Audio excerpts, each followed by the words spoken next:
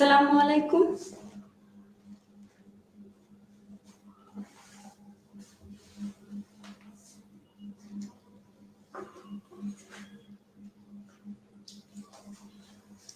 আসসালামু আলাইকুম। আমার কথা শোনা যাচ্ছে?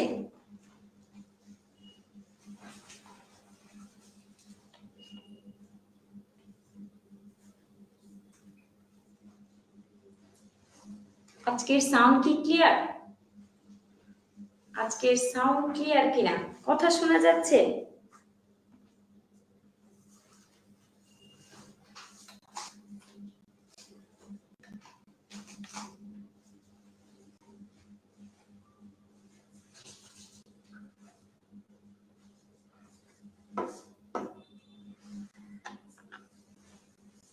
যে আজকের সাউন্ডে কোনো সমস্যা হচ্ছে?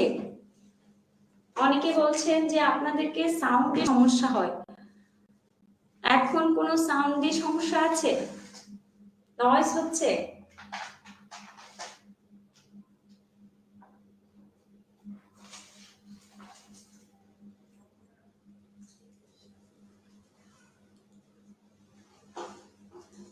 আচ্ছা, সাউন্ড ক্লিয়ার, ঠিক আছে। আশা করি সাউন্ড সমস্যা করবে না, কারণ যে ইয়েতে ছিল, যে স্পিকার আমরা ব্যবহার করতাম মাইক্রোফোন, ওইটা আর একটা নতুন নিয়েছে, আশা করি সমস্যা হওয়ার কথা না।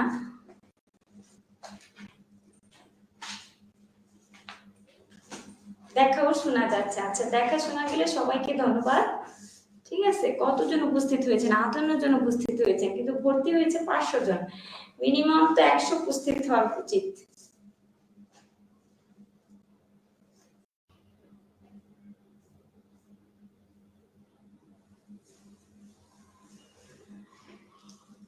সব শোনা যাচ্ছে? ঠিক আছে, তাহলে শোনা গেলে আমরাও ক্লাস শুরু করে দেব।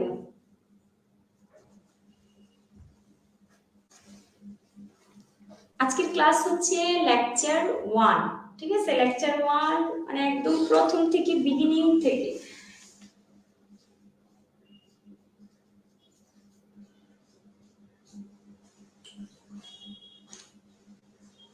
উপরে লিখে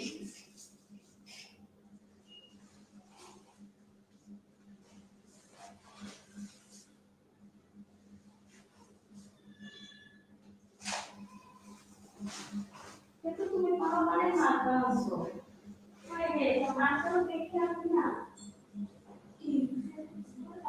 বোঝা যাচ্ছে না নাকি।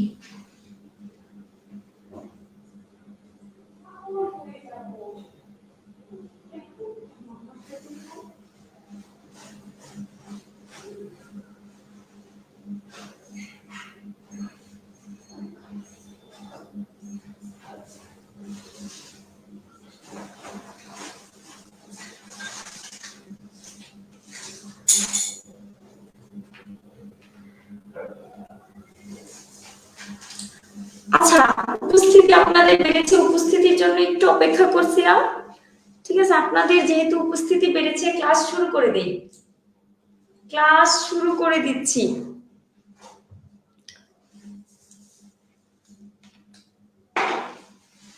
দেখেন, আজকের হচ্ছে ক্লাস হচ্ছে, বোর্ডে লেখা দেখা যাচ্ছে লেকচার 1। লেকচার 1 এ আমরা একদম পুরো ওল্ড ইংলিশ পিরিয়ড থেকে শুরু করতেছি। কিসের থেকে শুরু করতেছি? ক্লাস কি রেকর্ডেড থাকবে? আচ্ছা, অবশ্যই ক্লাস রেকর্ডেড থাকবে। হ্যাঁ, আজকে গ্রুপে প্রথম ক্লাস, ঠিক আছে, কনফিউশন হওয়ার কোনো প্রয়োজন নেই। নোটিফিকেশন আপনারা যদি আমাকে ফলোইং দেন, ঠিক আছে, বা ফ্রেন্ড রিকোয়েস্ট পাঠান, সবার তো ফ্রেন্ড রিকোয়েস্ট অ্যাকসেপ্ট করা সম্ভব হয় না, তাহলে আপনারা নোটিফিকেশন পাবেন। বা আমার পোস্টকে ফলো করলেও দেখা গেছে কি তখন নোটিফিকেশনটা অটোমেটিক চলে আসে। এখন লেকচার 1 এ আসেন আমরা পড়া শুরু করে দিই। প্রথম যে কথাটা বলবো যে ওল্ড ইংলিশ পিরিয়ডের কথা। আজকের আমাদের যে প্রথম লেকচার হচ্ছে ওল্ড ইংলিশ পিরিয়ড দিয়ে শুরু হয়েছে।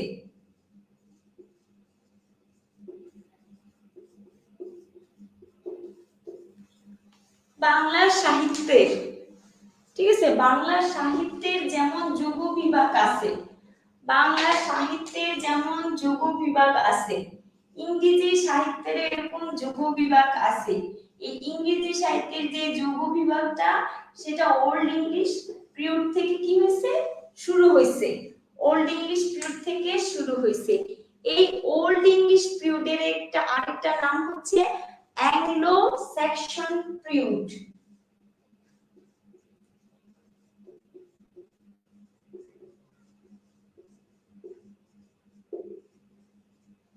বোর্ডের তো লেখা নিয়ে কোনো সমস্যা নেই,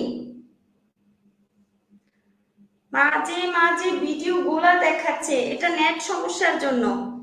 ঠিক আছে, এখানে দেখেন ওল্ড ইংলিশ পিরিয়ডটা যখন ইংরেজি সাহিত্যে শুরু হলো তখনও ইংরেজি সাহিত্য গুছালো ছিল না, অগুছালো ছিল।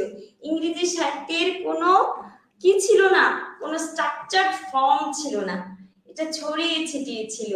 এই সাহিত্যটা যখন শুরু হলো তখন কোনো মনুমেন্ট মানে কোনো যুগান্তকারী কোনো কিছু সৃষ্টি হয়নি।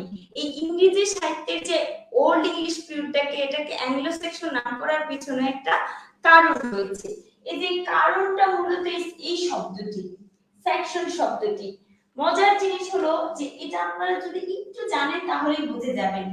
সেকশন হচ্ছে একটা জাতির নাম, ঠিক আছে, এই জাতিটা হচ্ছে জার্মান জাতি, জাতির নাম, জার্মানি একটা জাতির নাম। এই সেকশন জাতিরা কি করছে খেয়াল করে দেখেন, এই সেকশনরা ইংল্যান্ডে প্রবেশ করলো, ইংল্যান্ডে ঢুকলো, ঢুকে তাদের সাথে আরো কিছু লোক এসেছে, শুধু সেকশন জাতি নয়। সেকশন জাতি যখন ইংল্যান্ডের উপর কি করলো হামলা শুরু করলো তখন পঞ্চম শতাব্দীতে জুট, অ্যাঙ্গেলস আর সেকশনরা মিলে কি করলো ইংল্যান্ডের যে উপজাতিগুলো ছিল সেইগুলোকে পরাজিত করে তারা শাসন করা শুরু করলো, তারা বসবাস করা শুরু করলো। সেই বসবাস করা থেকে শুরু করে আসলে এই পিরিয়ডটার নাম হচ্ছে Anglo Saxon period, Anglo Saxon period. তাহলে কথা একদম খুবই সহজ, ইংরেজি সাহিত্যের ইতিহাস শুরু হয়েছে জার্মান এক জাতির নাম দিয়ে, সেটা হচ্ছে সেকশন, আর পুরোটাকে আমরা বলি অ্যাংলো স্যাক্সন পিরিয়ড। এই অ্যাংলো স্যাক্সনরা কি করে ইংল্যান্ডদেরকে তাদের নিজ জায়গা থেকে বেদখল করে তারা বসে যায়, বসে যাওয়ার কারণে সেই তাদের নাম থেকে আমাদের এই ইংরেজি সাহিত্যের কথাটা আসে কি অ্যাংলো স্যাক্সন।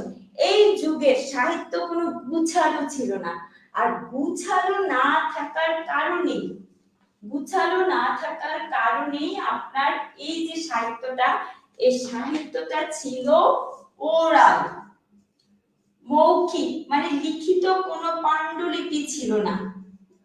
ঠিক আছে, লিখিত পাণ্ডুলিপি ছিল না, লিখিত ছিল না, লিখিত কোনো কিছু ছিল না, রিটেন কোনো স্টেটমেন্ট ছিল না, মৌখিক স্টেটমেন্ট ছিল, মুখে মুখে। ঠিক আছে, মুখে মুখে এই জিনিসগুলো কি করা হয়েছে, এই সাহিত্যকর্মগুলো রেকর্ড করা হয়েছে। ইংরেজি সাহিত্য পড়তে গেলে ওল্ড ইংলিশ পিরিয়ডে আপনার পরীক্ষার জন্য সবচেয়ে বেশি যেটা আসার সম্ভাবনা, যেটা মনে রাখবেন আজকের ক্লাসের সবচেয়ে গুরুত্বপূর্ণ লাইন যদি বলি এই শব্দটা বি উলফ।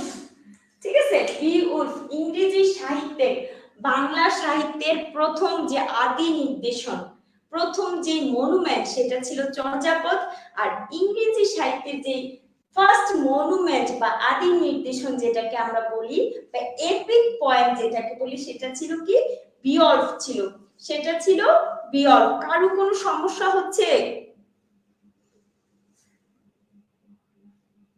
জোট অ্যাঙ্গেলসদেরকে বিতাড়িত করে আবু বকর সিদ্দিক, আপনার জন্য আমি আবার বলছি ক্লিয়ার করে, ইংরেজরা তো তাদের জায়গায় ছিল, অধিবাসী ছিল, তাদেরকে কি করে জোট অ্যাঙ্গেলস এবং স্যাক্সনরা মিলে কি করে বিতাড়িত করে দেয়, সেখানে কি তারা আবার কি করে বসবাস শুরু করে। এখন হয়তো ক্লিয়ার হয়েছে না আশা করি। এখন যেটা নিয়ে আমরা কথা বলছিলাম সেটা হচ্ছে বিয়ল্ফ ইংরেজি সাহিত্যের first epic, earliest epic, earliest epic ইংরেজি সাহিত্যের আর্লিয়েস্ট এপিক, এটাই আপনারা মুখস্থ রাখবেন বা ইন ইংলিশ লিটারেচার। বিয়ল্ফ, ঠিক আছে, এই বিয়ল্ফ কে লিখছে, কোন লোকে লিখছে আমরা জানি না, আমরা বের করতেও পারি না যে এই বিয়ল্ফের লেখক কে, এই বিয়ল্ফের লেখক কে, যার কারণে এই লেখকের নামের জায়গায় আপনারা এটা বসাই দিবেন অজ্ঞাত শব্দটি। অজ্ঞাত মানে কি, যার নাম পরিচয় জানা যায় না। আর ইংরেজিতে যদি বলি অ্যানোনিমাস, ঠিক আছে, অ্যানোনিমাস ইংরেজিতে যদি বলি, তাহলে আমরা আমাদের আজকের ক্লাসের গুরুত্বপূর্ণ প্রথম যেই জিনিসটা সেগমেন্টটা সেটা পেলাম যে ইংরেজি সাহিত্যের প্রথম এপিক, আর্লিয়েস্ট এপিক হচ্ছে বিয়ল্ফ, আর বিয়ল্ফের লেখককে আমরা জানি না, মানে তিনি হচ্ছেন অজ্ঞাত, অ্যানোনিমাস। দুইটা অবজেক্টিভ আপনারা এখানে পেয়ে গেছেন, ক্লিয়ার?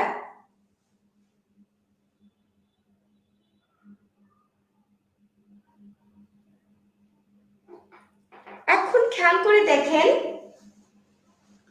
এই যে বিয়ল্ফ নিয়ে কথা বললাম যে এটার লেখককে আমরা জানি না, এই বিয়ল্ফের গল্পটা খুব সুন্দর।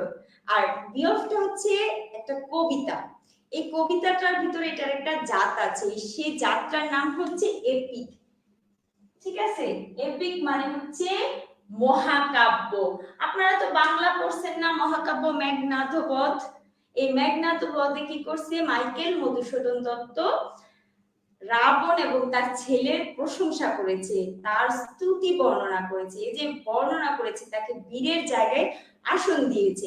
আমরা সাধারণত ধরে থাকি যে রামই হচ্ছে বীর, কিন্তু লেখক মাইকেল মধুসূদন দত্ত এখানে রাবণকে বীরের জায়গায় স্থান দিয়ে তার যে বীরত্বপূর্ণ আচরণগুলো এই পুরো এই মেঘনাদবধে লিখেছেন। ঠিক সেম ইংরেজি সাহিত্যে এই যে এপিকটা, মহাকাব্যটা, এই মহাকাব্যটা বিয়ল্ফ নামে একজন লোকের নামে হয়েছে, ঠিক আছে, মানে তাকে কেন্দ্র করে পুরো কবিতাটা লেখা হয়েছে। কবিতাটা প্রায় ৩৫০০ লাইনের মতন।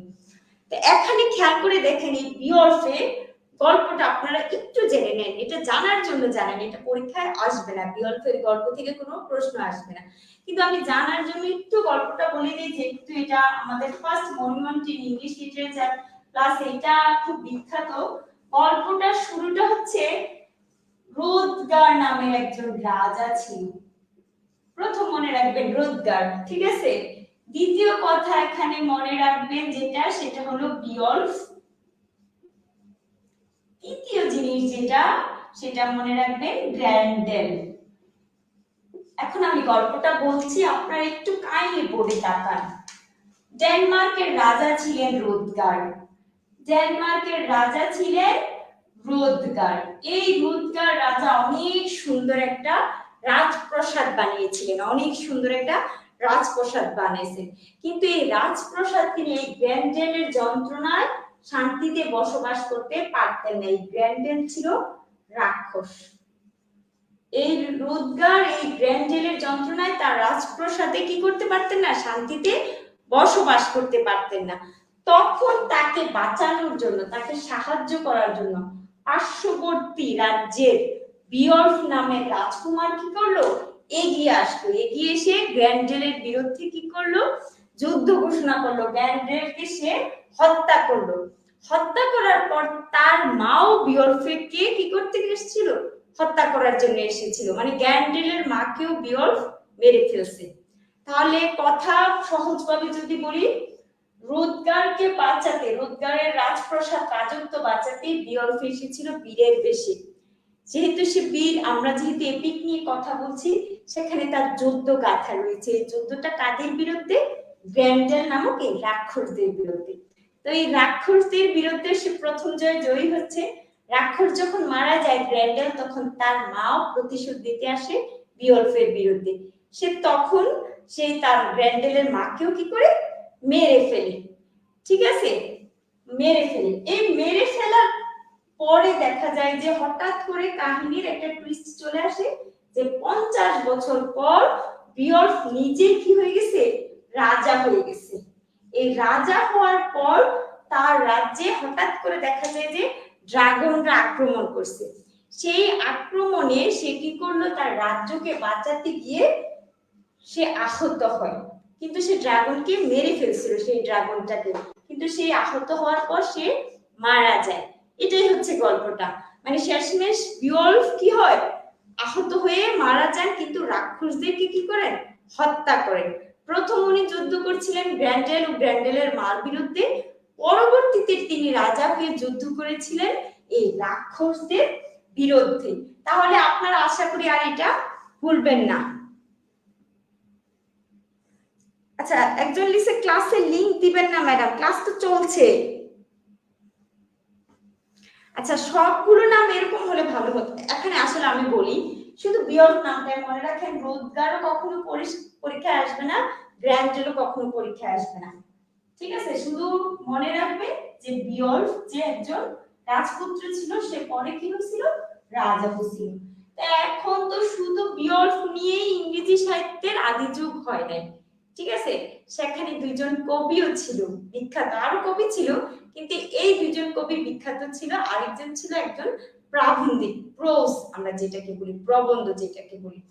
দুইজন কবির নামটা আমি একটু বলে লিখে দিচ্ছি, ঠিক আছে?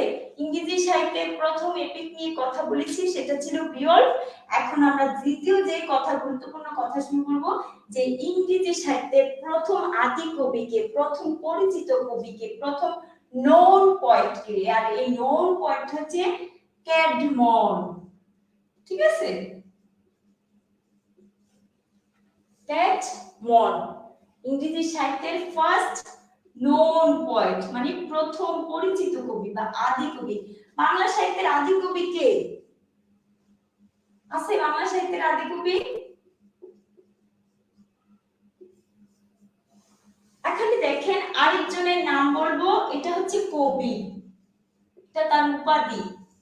আরেকজন হচ্ছে কেনি উলফ, কেনি উলফ। প্রথম বলছি কিডমন কবির কথা, তারপর বলছি কেনি উলফ। কেনি উলফের বিখ্যাত তেমন কিছু নাই, কিংবা তার কোনো পদবিও নাই, তাই শুধু আপনার নামটা জানলেই চলবে, কোনো কিছু মুখস্থ করা লাগবে না, ঠিক আছে? আর বারবার বলি, আমি যা পড়াই একটু মনোযোগ দিয়ে যদি শুনেন, আমি আপনারা 10 পাবেন ইনশাআল্লাহ, সেই গ্যারান্টি দিলাম। আমি সব পড়াচ্ছি না, আমি যা শুধু পরীক্ষায় আসবে সেভাবে পড়াচ্ছি। এখন দেখেন, একজন প্রাবন্ধিকের কথা বলছি, প্রবন্ধকারের কথা বলছি। এই লোকটার নাম হচ্ছে আলফ্রেড দা গ্রেট। এই আলফ্রেড দা গ্রেট কি করছে, অ্যাংলো সেকশনের যে ইতিহাসটা, এই ইতিহাসটা সম্পাদনা করছে, লিখছে, একটা লেখা সম্পাদনা করছে। এটার নাম হচ্ছে অ্যাংলো সেকশন ক্রনিকল। এই জিনিসটা সম্পাদনা করার কারণে, এটা একটা প্রবন্ধ, ঠিক আছে? সম্পাদনা করার জন্য তাকে বলা হয় ফাদার অফ ইংলিশ প্রোজ। কিন্তু এখানে কথা আছে, এটা নিয়ে বিতর্ক আছে, কারণ কেউ বলছে ইংলিশ প্রোজের ফাদার হচ্ছে বেকন, কেউ হচ্ছে ইংলিশ প্রোজের ফাদার হচ্ছে জন উইকিলিফ। এটা নিয়ে পরে ব্যাখ্যাটা দেব যে কিভাবে পরীক্ষা আনসার করবেন। আপাতত এতটুকুই মনে রাখেন যে আলফ্রেড দা গ্রেট এই জিনিসটা সম্পাদন করার জন্য তাকে প্রাবন্ধিক ঘোষণা করা হয়েছে। শুধু তাই নয়, প্রাবন্ধিকদের কি বলা হয়েছে, পিতা বলা হয়েছে, ফাদার অফ ইংলিশ প্রোজ বলা হয়েছে। আর আপনাদের এখানে আর্লি পিরিয়ডে আর কেউ নেই, শুধু একজন স্কলারের নাম বলবো, ঠিক আছে? স্কলার মানে একজন জ্ঞানী ব্যক্তির নাম বলবো, যেটা আপনাদের পরীক্ষায় আসতে পারে, সেটা হচ্ছে সেন্ট ভেনেরেবল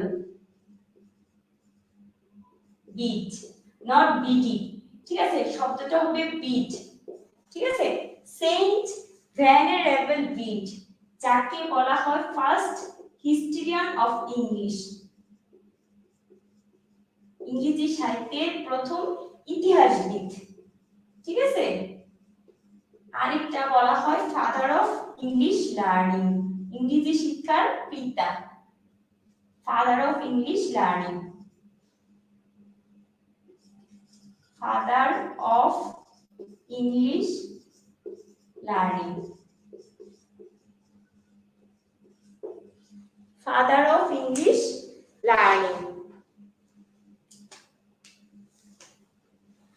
এখানে এতটুকু তো কারো সমস্যা নেই, ফাদার অফ ইংলিশ লার্নিং আর ফার্স্ট হিস্টোরিয়ান ইন ইংলিশ।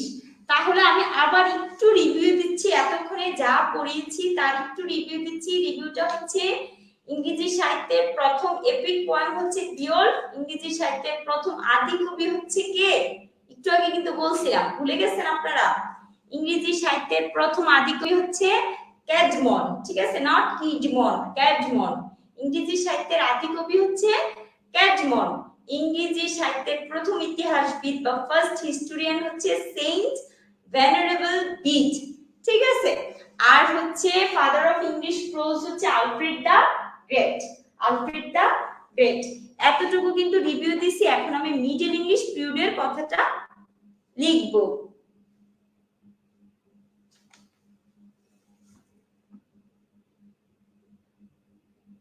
ইংরেজি সাহিত্য একেবারেই মনে থাকে না। ইংরেজি সাহিত্য কিভাবে পড়বেন? ইংরেজি সাহিত্য পড়তে হলে এক হচ্ছে সহজ ভাষায় যদি বলি ইংরেজি সাহিত্য কিভাবে ভালো করবেন, প্রথম হচ্ছে মুখস্থ করতে হবে, ঠিক আছে। আর দ্বিতীয়টা হচ্ছে গল্পটা মনে রেখে মুখস্থ করতে হবে। আর আজকে কিছু টেকনিক বলবো, আস্তে আস্তে বলবো, সাথে থাকেন, ঠিক আছে, অনেক সহজ লাগবে।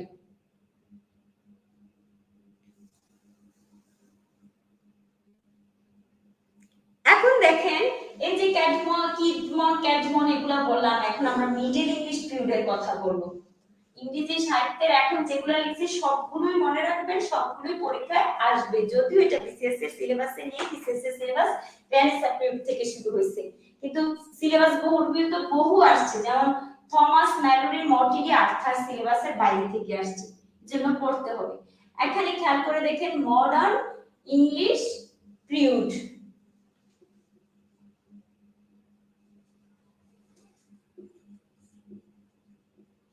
মডার্ন না, মিডল ইংলিশ পিরিয়ড।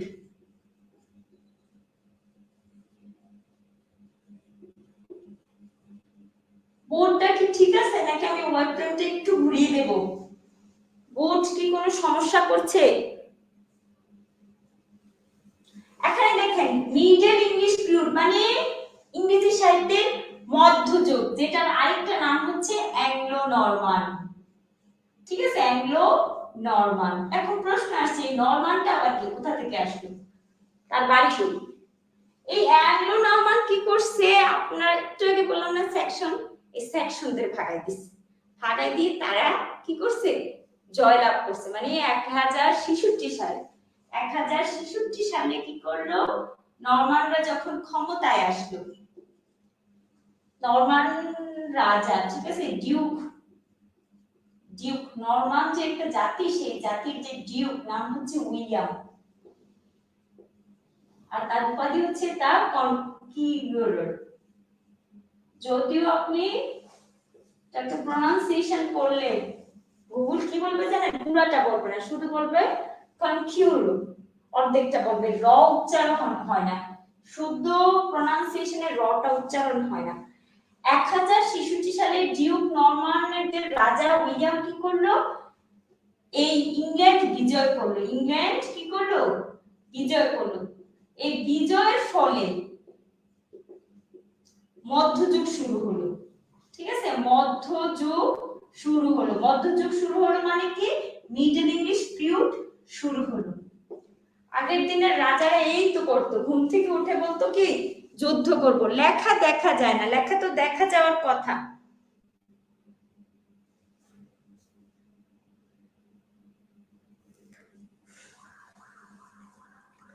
কাটা যাচ্ছে ম্যাম, কই আমার তো, আমি তো দেখছি ঠিক আছে।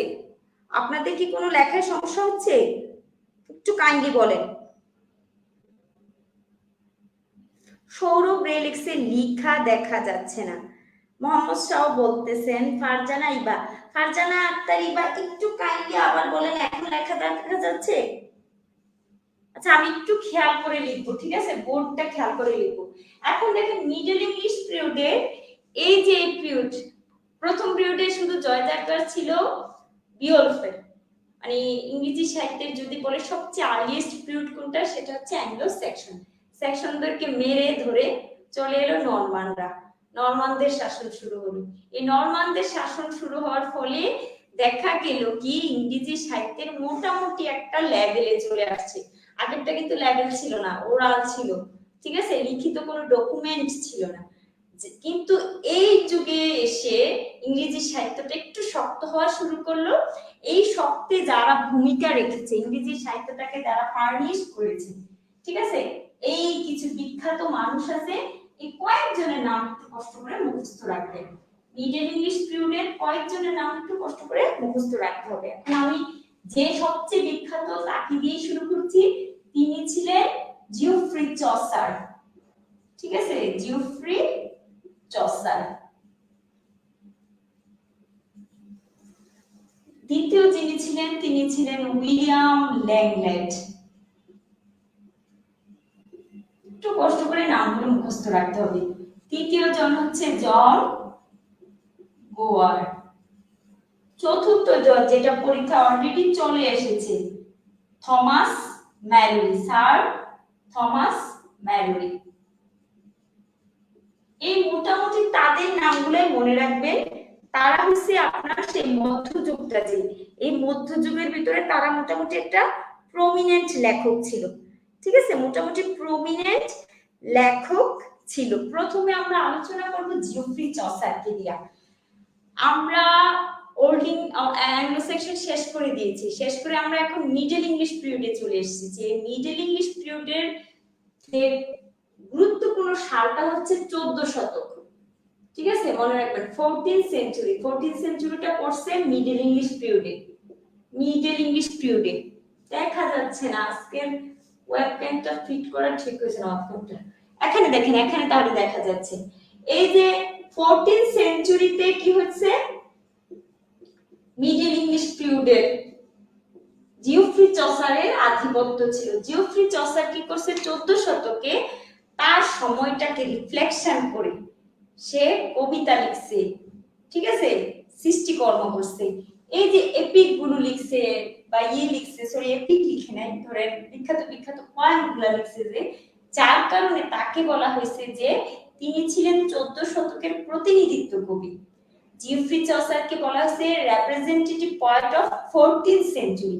তাহলে 14th সেঞ্চুরি মানে হচ্ছে কি, মিডল ইংলিশ পিরিয়ডের টাইম। আর এই টাইমে সবার ভিতরে যে চারজনের নাম লিখলাম তার ভিতরে বিখ্যাত ছিল জিওফ্রি চসার। এই বিখ্যাত হওয়ার কারণ হইছে কারণ তার একমাত্র লেখাই আপনি 14 শতকে পাইছেন। 14 শতকে সে ফুটিয়ে তুলতে পারছে। তাহলে যদি বলি who is the representative poet of 14th century, তাহলে অ্যানসার আসবে কি, জিওফ্রি চসার।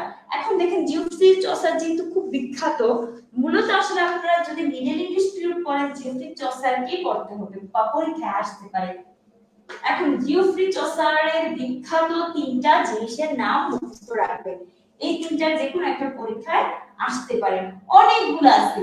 ঠিক আছে, পাঁচটা আমি শীটে লিখে দিছি, এই পাঁচটার থেকে তিনটা মুখস্থ রাখবেন আর বাকি দুইটা মনে রাখার দরকার নেই।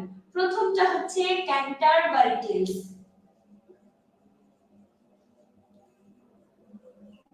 এই ক্যান্টারবারি টেলস অনেক বিখ্যাত। ঠিক আছে, তারপরে হচ্ছে দ্য নান প্রিজ টেল।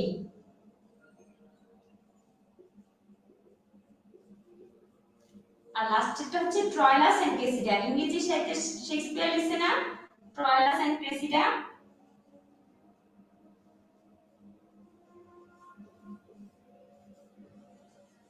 ঠিক আছে, ট্রয়লাস এন্ড ক্রেসিডা, বানানটা কিন্তু এভাবেই। তাহলে এই তিনটা মুখস্থ রাখতে হবে। আরেকটা যে দ্য লিজেন্ড অফ গুডম্যান আর হাউস অফ ফেম, আরো দুইটা আছে। এই দুইটা গুরুত্বপূর্ণ না, তাই আমি বোর্ডে লিখলাম না। ঠিক আছে, এই তিনটাই গুরুত্বপূর্ণ। জন উইক্লিফ তো ছিলেন না, জন উইক্লিফকে টেস্টামেন্ট মানে বাইবেলকে অনুবাদ করছে। ঠিক আছে,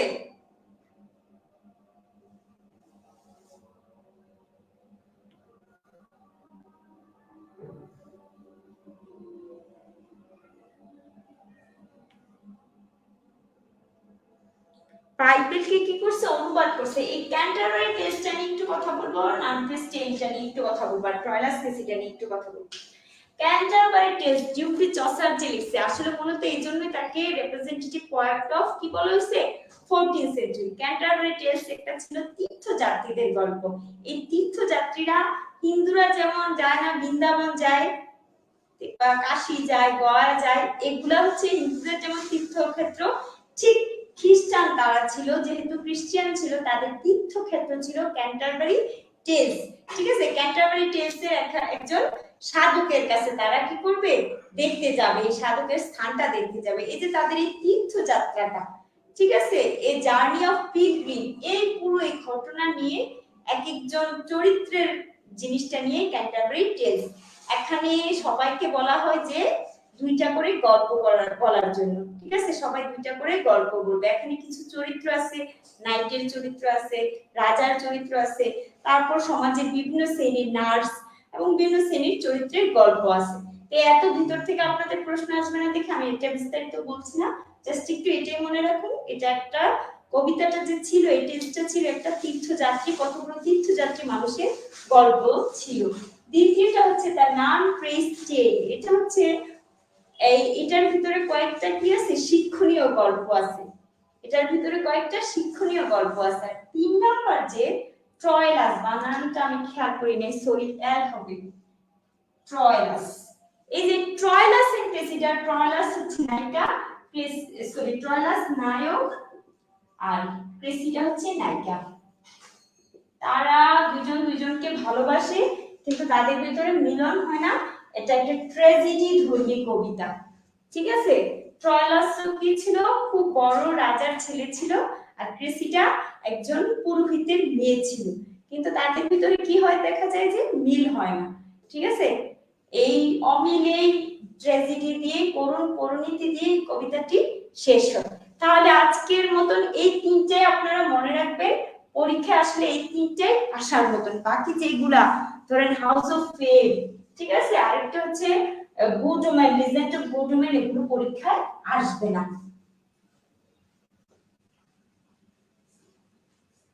লাস্টে কিন্তু রেপিড টেস্ট নিব, এখন যা পড়তেছেন দেখবো কি আপনাদেরকে আসলেই মনে আছে কিনা। এখন দেখেন আমরা কি একটু পড়াইছিলাম জিওফ্রি চসার, জিওফ্রি চসারের পর আপনি জন জে গাওয়ার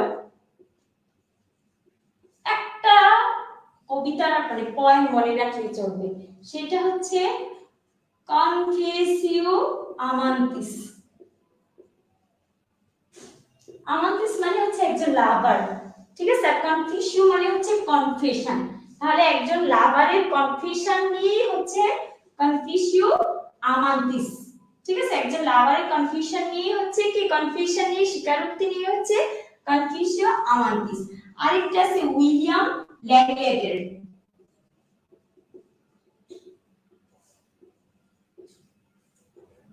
ল্যান্ড তারপর হচ্ছে ল্যান্ড, এই ল্যাংল্যান্ডের পিয়ার্স প্লাউম্যান, পিয়ার্স প্লাউম্যান, দুঃখজনক হলেও সত্যি কষ্ট করে নামগুলো মুখস্থ করতে হবে।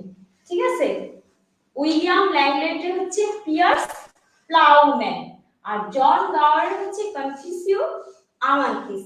আর একজন আছে ইতালিয়ান লেখক দান্তে, যাকে আমরা বলি 14 শতকের কবি দান্তে। ঠিক আছে, এই দান্তের দুইটা পরীক্ষায় আসার মধ্যে, একটা হচ্ছে ডিভাইন কমিটি, ঠিক আছে, ডিভাইন কমিটি, আরেকটা হচ্ছে ইনফার্নো, ইনফার্নো, একটা হচ্ছে ডিভাইন কমিটি, আরেকটা হচ্ছে ইনফার্নো। প্রথম প্রথম খুব বেশি বুঝবেন না, তাই অরিট হওয়ার কিছু নেই, আস্তে আস্তে যখন ক্লাস করবেন তখন এগুলো আপনাদের ক্লিয়ার হয়ে যাবে।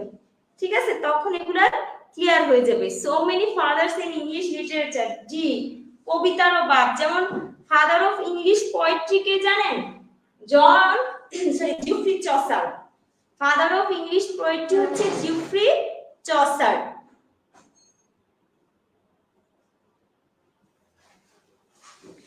লেখা তো দেখা যাচ্ছে, কোনো সমস্যা হওয়ার কথা না। দান্তে হচ্ছে ইতালিয়ান কবি, তার দুইটাই পরীক্ষা আসার মতো, একটা হচ্ছে ডিভাইন কমিটি বা ইনফার্নো।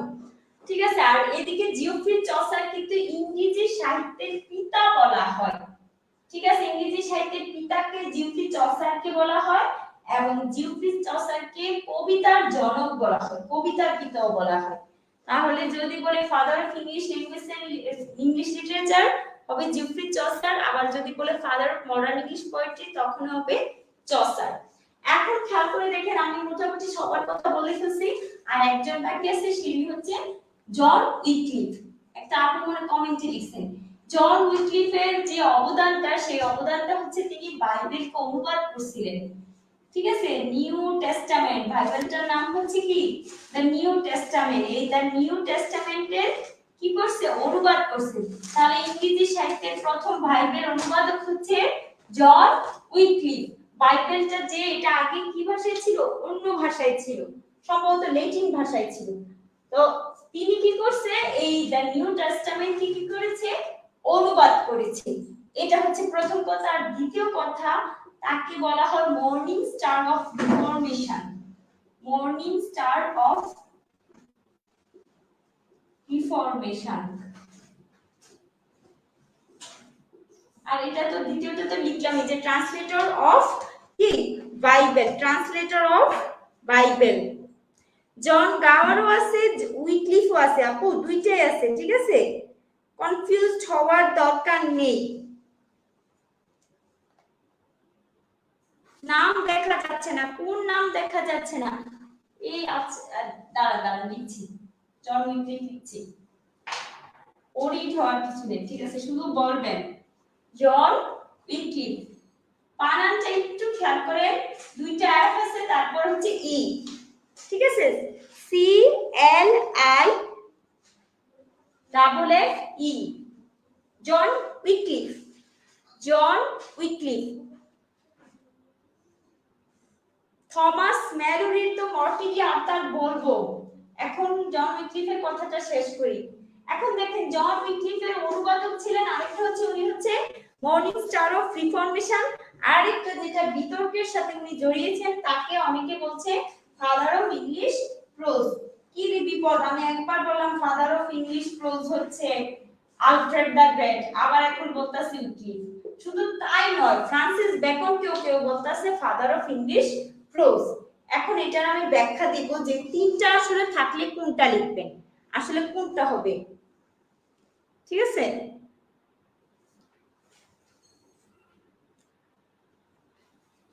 এখন দেখেন কোনটা হবে সেটা বোঝার জন্য পরীক্ষার প্রশ্নে দেখতে হবে। প্রশ্নে দেখার ক্ষেত্রে কি করবেন, যদি প্রশ্নে অপশনে, যদি অপশনে কিং আলফ্রেড দ্য গ্রেট থাকে,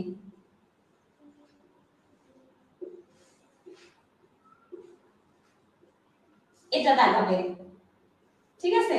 ধরেন জন উইক্লিফও আছে,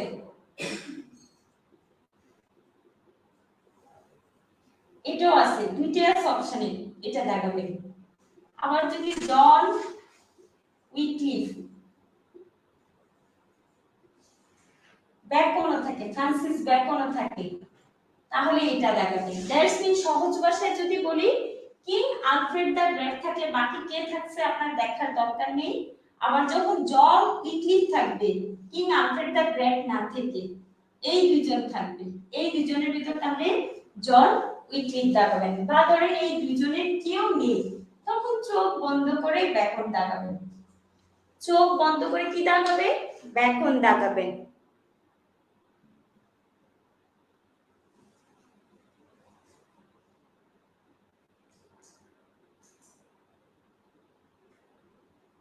আচ্ছা, এখন বলেন এই বিতর্ক ক্লিয়ার কিনা আপনাদের, এই বিতর্ক ক্লিয়ার কিনা?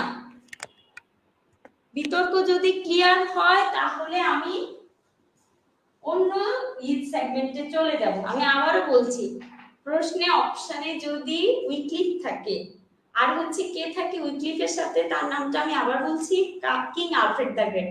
ধরেন এখানে সবচেয়ে বেশি দামি ব্যক্তি হচ্ছে king Alfred the great, king Alfred the great থাকলে আর কাউকে দাগাতে পারবেন না।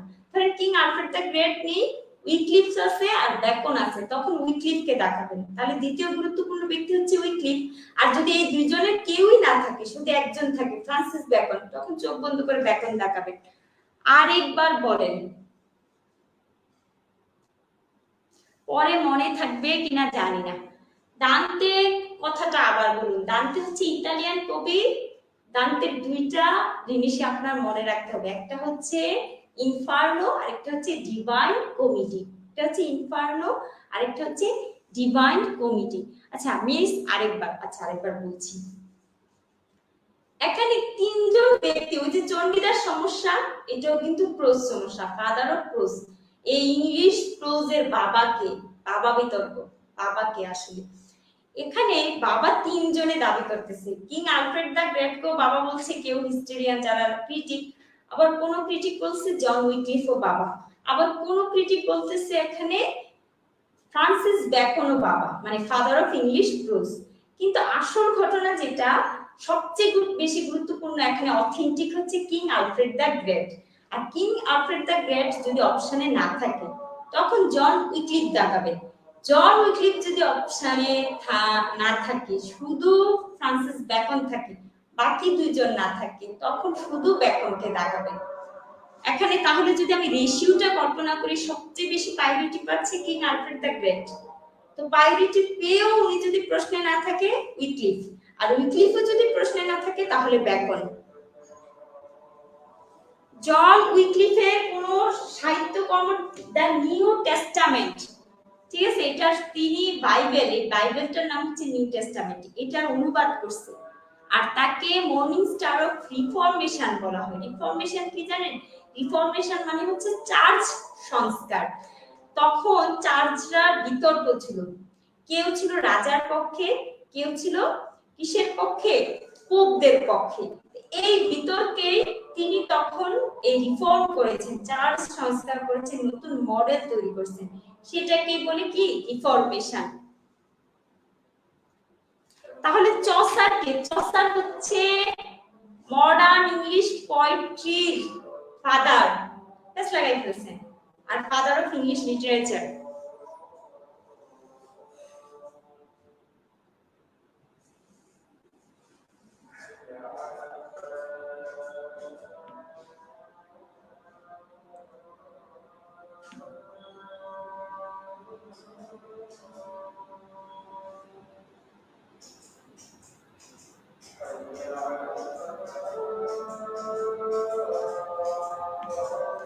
আচ্ছা, এতটুকু পর্যন্ত তো কোনো ভেজাল নাই, নাকি ভেজাল আছে? যারা প্যাচ লাগাইতেছেন তাদের জন্য, ঠিক আছে, no hanky panky, there is no patch, only যেটা রিয়েল সেটা আমি বলতেছি সহজ ভাষায়। চসার হচ্ছে কবিতার জনক, চসার হচ্ছে কবিতার জনক, ইংরেজি সাহিত্যের জনক, এটা মনে রাখবেন। প্রোজের জনক হচ্ছে কিং আলফ্রেড দ্য গ্রেট, উনি অপশনে না থাকলে জন উইক্লিফ, উনিও অপশনে না থাকলে ফ্রান্সিস ব্যাকন। এতটুকু আমি বলছি কিন্তু।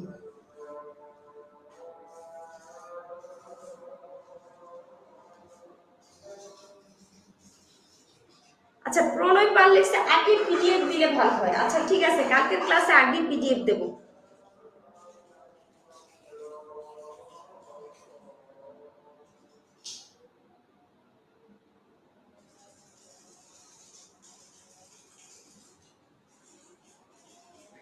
এখন দেখেন শুধু বাকি ছিল থমাস ম্যালোরি, যেটা আপনার পরীক্ষায় এসেছে মর্টিডি আর্থার, শুধু লেখছে যে মর্টিডি আর্থারের লেখককে থমাস ম্যালোরি। তাহলে দেখেন সিলেবাসে কিন্তু এটা নেই, তারপর এটা আসছে। এখন আমরা আসল পড়াতে আসবো, আর যেগুলো আসছে এই পড়ায় সেগুলো হচ্ছে গুণবাম, কিন্তু এগুলো পরীক্ষায় আসার সম্ভাবনা আছে, কারণ গুণবামও পরীক্ষায় দেয়। হাঙ্কুপাঙ্কু স্যাররাও কয়। একজন লিখছে জিওফ্রি চাচা হচ্ছে ফাদার অফ ইংলিশ পোয়েট্রি। ঠিক আছে, এখন আসেন আসল কথায় চলে যাই। আসল কথা হচ্ছে ইংরেজি সাহিত্যটা সেকশনকে দিয়ে শুরু হলো, তারপর সেকশনদের থেকে বিতাড়িত করে নরমানরা আসলো। হ্যাঁ, নরমানরা আসার পরে আবার কি করলো, সেই নরমানদের শেষ যখন যুগ শেষ, তখন রেনেসাঁ পিরিয়ডটা শুরু হয়ে গেল, ইংরেজি সাহিত্যের জাগরণ শুরু হলো। শুধু ইংরেজি সাহিত্যের জাগরণ নয়, অর্থনৈতিক জাগরণ, রাজনৈতিক জাগরণ শুরু হলো। আর এই রাজনীতিক জাগরণের ফলে মানুষের চিন্তা চেতনায় একটা আমূল পরিবর্তন আসলো। মানুষ অজানাকে জানতে চাইলো, অজানাকে চিনতে চাইলো। এই জিনিসটা আবার ভিক্টোরিয়ানও হয়েছে, ভিক্টোরিয়ান পিরিয়ডেও এই জিনিসটা হয়েছে। তো এই যে জানা, হিউম্যানিজম চলে আসলো মানুষের ভিতর, হিউম্যানিজমটা চলে আসলো মানুষের ভিতর, ইন্ডিভিজুয়ালিটিটা চলে আসলো, মানুষ যে একক একটা পৃথক সত্তা, তার যে নিজের মতন করে ভাবার অধিকার আছে, সেটাও তার ভিতর চলে আসে। আর এইগুলো হচ্ছে রেনেসাঁর বৈশিষ্ট্য। যদি আপনাকে মানে আপনি যদি বলি সহজ ভাষায় যে আপনি রেনেসাঁর বৈশিষ্ট্য কিভাবে চিনবেন, প্রথমটা হচ্ছে অজানাকে জানা, অচেনাকে চেনা, দ্বিতীয়টা হচ্ছে হিউম্যানিজম, তৃতীয়টা হচ্ছে কি অ্যাডভেঞ্চার, চতুর্থটা হচ্ছে আপনার জাতীয় ঐক্য যেটাকে আমরা বলি, আর পঞ্চমটা হচ্ছে আপনার হিউম্যানিজম সরি ইন্ডিভিজুয়ালিটি। এখন এই রেনেসার এই জিনিসগুলো নিয়ে রেনেসার সময়টা বেশিরভাগ ক্ষেত্রে কাজ করছে। তো কাজ করার ক্ষেত্রে প্রথম 1500 থেকে 1558 প্রিপারেশন ফর দ্য রেনেসাস ধরা হয়েছে। এই পূর্বকালটা রেনেসাস শুরুর আগের কালটা, এটা খুব গুরুত্বপূর্ণ না, শুধু দুইজন লেখক এখানে লিখছে, কিন্তু আসল শুরু হয়েছে কিসের থেকে? এলিজাবেথান পিরিয়ড থেকে। রানী এলিজাবেথ একের নাম অনুসারে, রানী এলিজাবেথ একের কি অনুসারে? নাম অনুসারে। এই যে এলিজাবেথের নাম অনুসারে শুরু হলো, এটাতে এই উইলিয়াম শেক্সপিয়ার নামক ব্যক্তিটা বিখ্যাত হয়ে গেল। সে বিখ্যাত কিভাবে হয়েছে জানেন? যখন ক্রিস্টোফার মার্লো ছুরি গাগাতে মারা গেল।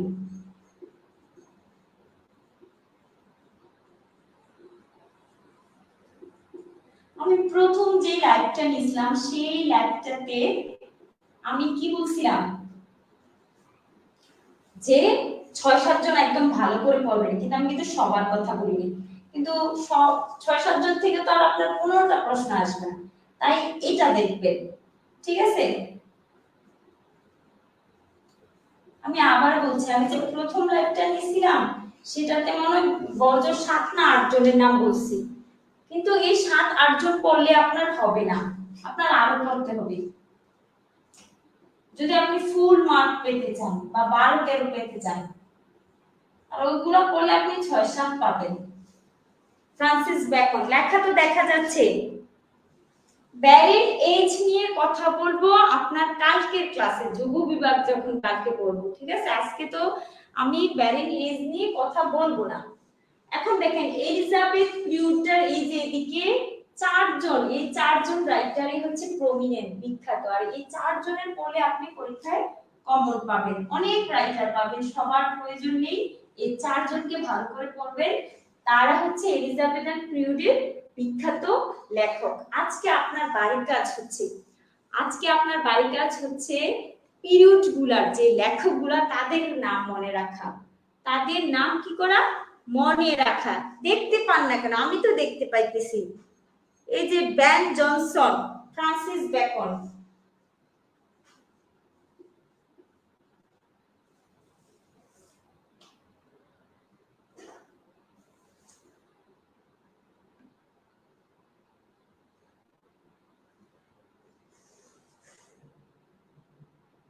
ঠিক আছে?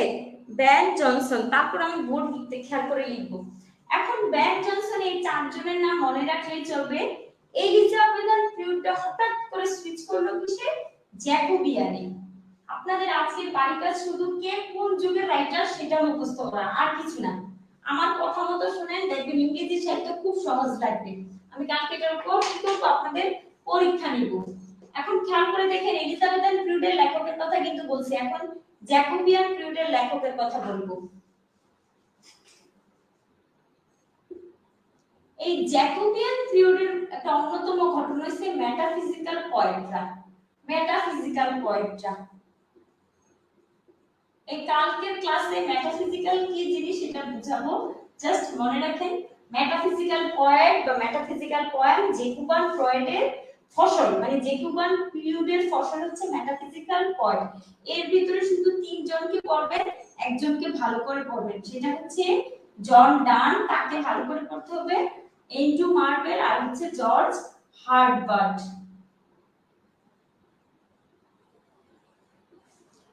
আজকে আপনাদের কাজ শুধু এইটাই, বাসায় আমার লেকচার শিটটা একটু পরে দিয়ে দিচ্ছি, এই লেকচার শিট থেকে কে কোন পিরিয়ডের, কে কোন যুগের, শুধু এগুলো মুখস্থ করা, কে কোন যুগের শুধু এগুলো মুখস্থ করা, আর কিছু কাজ না, ঠিক আছে? কে কোন যুগের শুধু সেটাই মুখস্থ করা।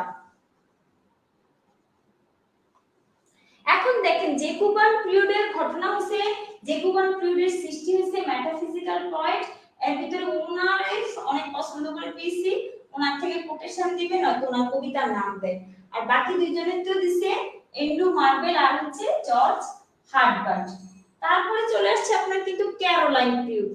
ক্যারোলাইন পিউডের শুধু একজন কবির নামে ভালো করে পড়লে চলবে, তিনি হচ্ছে রবার্ট হেরিক। ক্যারোলাইন ক্যাভিলিয়ার, সিসি দিয়ে মনে রাখবেন, ঠিক আছে। ক্যারোলাইন পিউডের ফসল হচ্ছে ক্যাভিলিয়ার পয়েম, মানে ঠিক আছে, ক্যাভিলিয়ার যুগের যারা ইয়া। আর শুধু এখানে বিখ্যাত যদি বলি সেটা হচ্ছে রবার্ট হেরিক, ড্যাফোডিল যিনি লিখছে, টু ড্যাফোডিল লিখছে, শুধু ড্যাফোডিল না, টু ড্যাফোডিল। আর দা ড্যাফোডিল লিখছে উইলিয়াম ওয়ার্ডসওয়ার্থ। ক্যারোলাইন পিউড শেষ। কমনওয়েলথ পিউডে কোনো সাহিত্যকর্ম নেই, শুধু একজনে একটা জিনিস লিখছে, এটা বিখ্যাত হয়েছে, এটা সাধারণ জ্ঞানে আসতে পারে, সেটা হচ্ছে থমাস হবসের একটা বইয়ের নাম, ঠিক আছে। থমাস হবসের একটা বইয়ের নাম, এটা আপনারা নৈতিকতা সুশাসনে এই প্রশ্নটা পেতে পারেন, লেভিয়াথান, ঠিক আছে। এই বইটার নাম হচ্ছে কি লেভিয়াথান, থমাস হব লিখছে, এটা নৈতিকতা সুশাসনের জন্য ইম্পর্টেন্ট, ঠিক আছে, কারণ এই বইটাতে উনি মানব আচরণ নিয়ে কথা বলছেন। ক্যারোলাইনে সি দিয়ে মনে রাখবেন ক্যাভিলিয়ার, আর এই ক্যাভিলিয়ারদের মধ্যে বিখ্যাত ছিল রবার্ট হেরিক, ঠিক আছে। তারপরে হচ্ছে কমনওয়েলথ পিউড। কমনওয়েলথ পিউডে কিছুই তেমন ছিল না, কোনো সাহিত্যকর্মে হয় নাই, মানুষ তো দৌড়ের উপর ছিল, সাহিত্যকর্ম কিভাবে হবে, মানুষ তখন দৌড়ের উপর ছিল। কি এলো দৌড়ের উপর ছিল জানেন? অলিভার ক্রমওয়েল তখন শাসন করত, তখন একটা অস্থিরতা বিরাজ করত। লেভিয়াথান আপনারা লেখা তেমন দেখেন নাই, লেভিয়াথান লিখছে কে? থমাস হবস, এটা নৈতিকতা সুশাসনের জন্য ইম্পর্টেন্ট, থমাস হবস। ক্লিয়ার? এখানে তো কোনো সমস্যা নেই। রবার্ট হেরিকের টু ড্যাফোডিল কবিতাটা খুব সুন্দর, 6 লাইন কি 7 লাইনের কবিতা।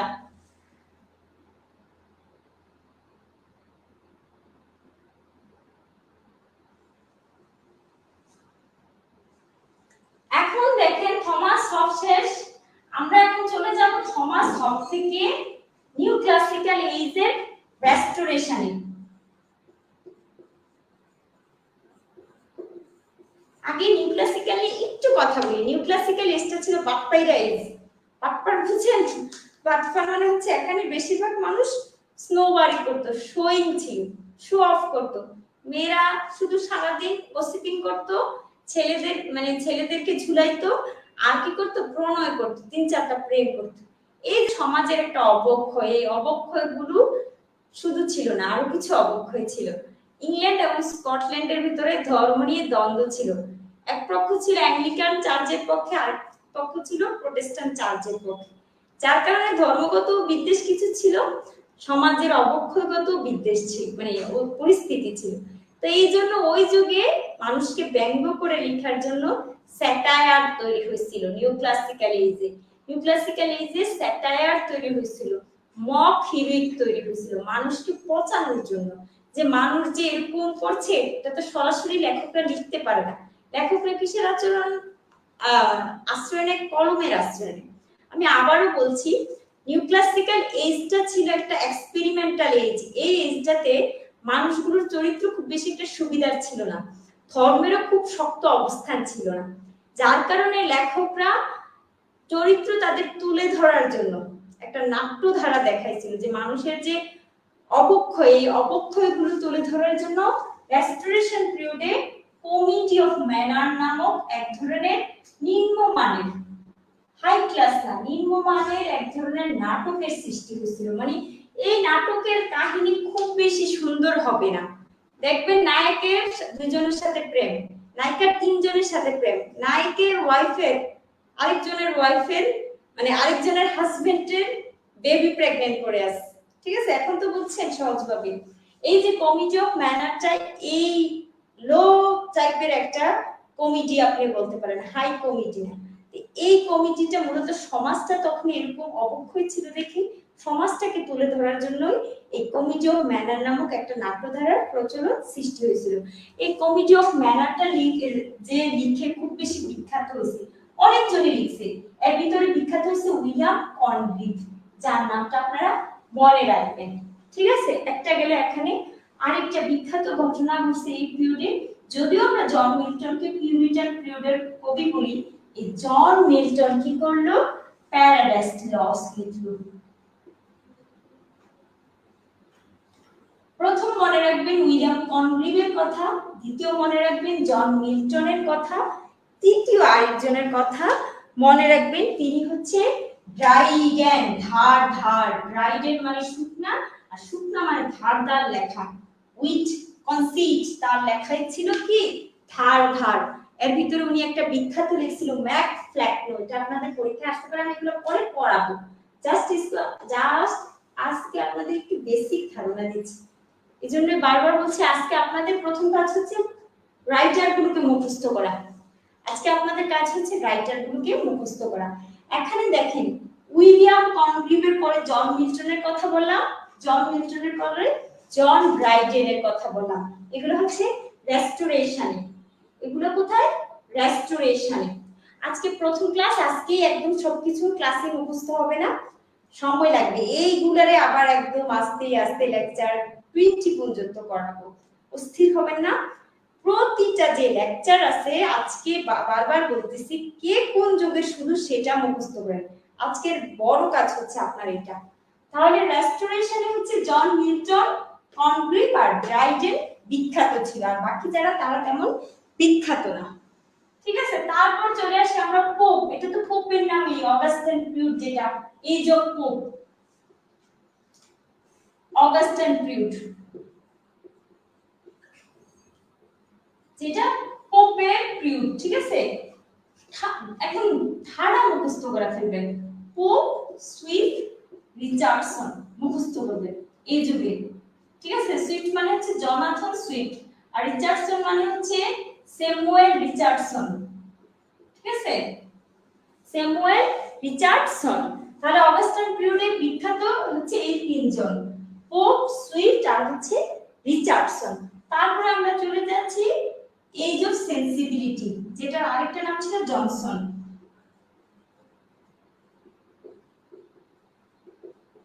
এই এজ অফ সেন্সিবিলিটিতে যারা আছে বিখ্যাত তারা হচ্ছে হেনরি ফিল্ডিং,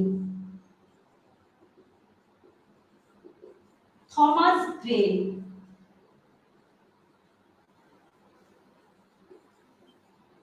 তারপরে বিখ্যাত হচ্ছে আপনার এডমন্ড বার্গ। আপনার এডমন্ড বার্গের নাম তো শুনছেন, ইস্ট ইন্ডিয়া বিল যে লিখছে, উনি কিন্তু ভারতীয়দের পক্ষে কথা বলছে।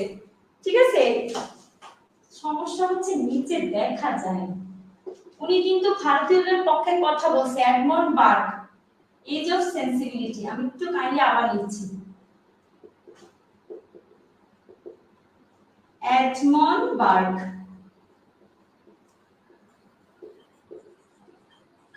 তারপর হচ্ছে এডমন্ড বার্গের পরে যিনি, তিনি হচ্ছে গ্রে, মানে থমাস গ্রে, হেনরি ফিল্ডিং,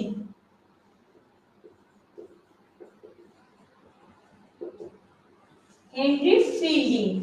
চতুর্থ যিনি, যাকে মানে এগুলোই মনে রাখেন, বাকি আরো অনেকে আছে তাদের নাম মনে রাখার দরকার নেই, জনসন। তাহলে আমি দেখেন, আমি আবার আমার কিন্তু মুখস্থ আছে। ঠিক আছে, আমার কিন্তু মুখস্থ আছে, আপনারা বোর্ডে তাকান আর আমার দিকে তাকান, একটু কাইন্ডলি একসাথে কমিউনিকেট করেন। প্রথমে বলছি restoration, John Milton, John Dryden, আর হচ্ছে উইলিয়াম কনগ্রিভ। তারপরে আসলাম age of Pope. Age of পোপে হচ্ছে Pope Swift Richardson, Pope Swift Richardson. Pope মানে হচ্ছে আলেকজান্ডার পোপ, সুইফট মানে হচ্ছে জনাথন সুইফট, আর রিচার্ডসন মানে হচ্ছে স্যামুয়েল রিচার্ডসন। তিনজন বিখ্যাত।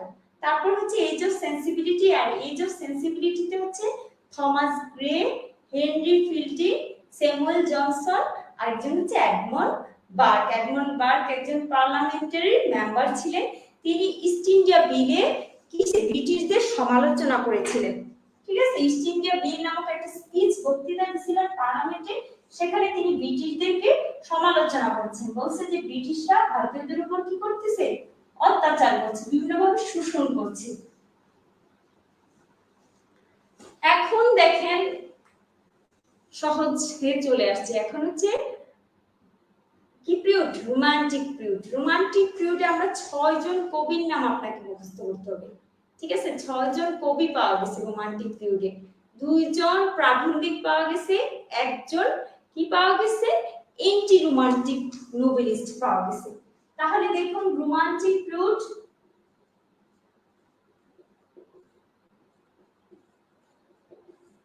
রোমান্টিক পিরিয়ডে 6 জনের নাম আমি লিখব। প্রথম জন যিনি হচ্ছে উইলিয়াম ব্লেক। উইলিয়াম ব্লেককে আসলে রোমান্টিক পিরিয়ড শুরু হওয়ার আগে উনি লেখা শুরু করছিল, পরে রোমান্টিক পিরিয়ডে গিয়ে থিতু হয়েছে, যার কারণে ওনাকে বলা হয় pre romantic poet. Pre romantic poet, ঠিক আছে, প্রি রোমান্টিক পয়েট। তারপর উইলিয়াম ব্লেকের পরে এখানে দেখেন উইলিয়াম ওয়ার্ডসওয়ার্থ,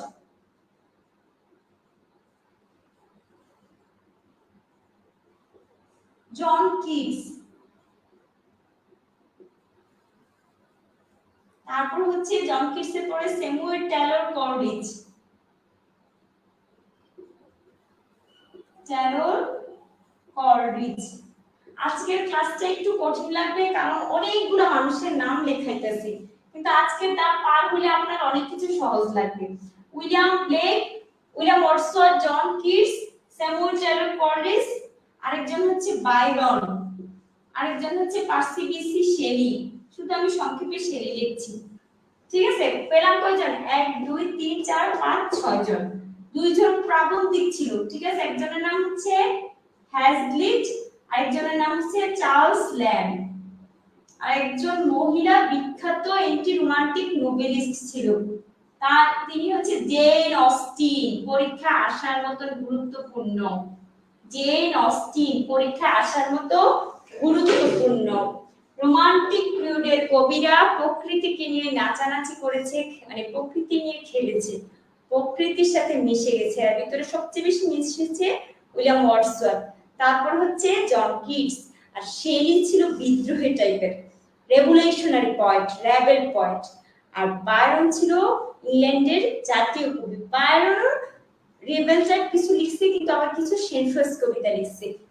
এখানে সবচেয়ে বেশি বিখ্যাত হচ্ছে উইলিয়াম ওয়ার্ডসওয়ার্থ, তারপর হচ্ছে কলরিজ, তারপর জন কিটস আর শেলি। আর মহিলা যিনি জন অস্টিন, জেন অস্টিন, তার থেকে সবসময় প্রশ্ন পাবেন, ঠিক আছে। জেন অস্টিন থেকে সবসময় প্রশ্ন পাবেন। আর একটু ধৈর্য হবে না, আমাদের ক্লাস কিন্তু শেষের দিকে, আর 5 কি 6 মিনিট নেব। শুনেন, ইংরেজি সাহিত্য প্রথম আপনাদের যে ভ্রান্তিটা নিয়ে আপনারা পড়তে হয়েছে যে ম্যাডাম হয়তো সামহাও কিছু একটা পড়াবে, আমরা সেগুলো করেই 10-15 পেয়ে যাব, প্রথম আপনার কনফিউশন। দ্বিতীয় হচ্ছে খুব সহজ, আমি হয়তো খুব কঠিন মানে লাগতেছে বা এরকম কিছু। আসল ঘটনাটা বলি, যে কোনো জিনিস আপনি একটা ডিসকোর্স মানে একটা সাবজেক্ট আপনাকে ধরাই দিছে ওরা, আমরা 4-5 বছর 6 বছর যেগুলো পড়ি সেটা আপনাকে ধরাই দিছে। তাহলে আপনি যদি মনে করেন এটা খুব সহজে বুঝে যাবেন, এটা আপনার ভুল, ঠিক আছে। কারণ আপনি বাংলা সাহিত্য সেই ছোটবেলা থেকে ক্লাস 6 থেকে পড়ে এসেছেন, ইংরেজি সাহিত্য পড়েন নাই। তো আপনার সেখানে প্রথম কাজ হচ্ছে ধৈর্য সৃষ্টি করা। আপনি 3rd ইয়ারে পড়েন, 4th ইয়ারে পড়েন বা বিসিএস পরীক্ষাতে, এটা বড় কথা না। ইমা হালিমা ম্যাডাম ইংরেজি কোর্স নিছে, এটাও বড় কথা না।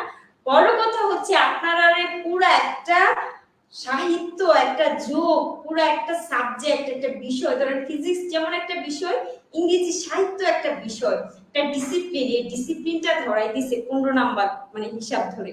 কিন্তু আসলে আপনারা একটা বিশাল জগৎ ধরাই দিছে। এই জগতে প্রথম টিকে থাকার প্রথম শর্ত হচ্ছে ধৈর্যশীল হওয়া, ঠিক আছে। প্রথম শর্ত হচ্ছে ধৈর্যশীল হওয়া।